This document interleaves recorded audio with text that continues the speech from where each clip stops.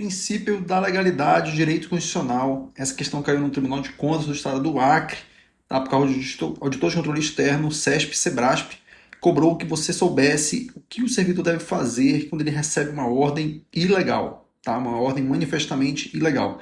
Então vamos lá. Então, o servidor público que cumpra uma ordem manifestamente ilegal, que ele tenha sido dada por autoridade competente, então a autoridade era competente para lhe dar a ordem, só que ele deu a ordem, aquela ordem era ilegal. Você não poderá sofrer responsabilidade, né, responsabilização administrativa. Então, o que significa que se você fizer algo ilegal, mas alguém tiver te dado essa ordem, você não vai ser responsabilizado administrativamente, né? Certo ou errado. Então, a questão está errada. Tá? De fato, existe uma frase clássica que é a seguinte: ordem ilegal não se cumpre.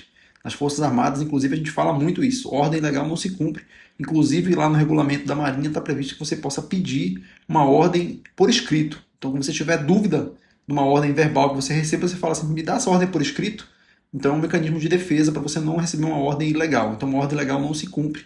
E nesse caso aqui especificamente, se um servidor público cumprir uma ordem ilegal, ele vai responder, sim, solidariamente pelaquela ordem, pelos efeitos daquela ordem ilegal. Tá? Ele e a autoridade que deu aquela ordem legal. Então você não pode cumprir uma ordem legal. Mesmo que o seu chefe tenha poder para lhe dar ordens e ele lhe der uma ordem legal, você não deve cumprir.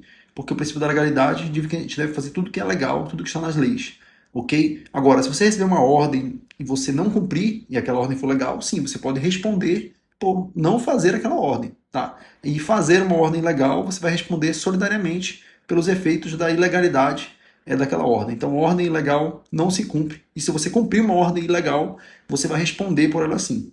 Tá? Então, cuidado, essa questão aqui ela está errada, porque ela deu a entender que se a ordem foi ilegal e você cumprir, tá tudo certo, você está livre. Tá? E não é bem assim, tá? A questão é errada, cabrito errado.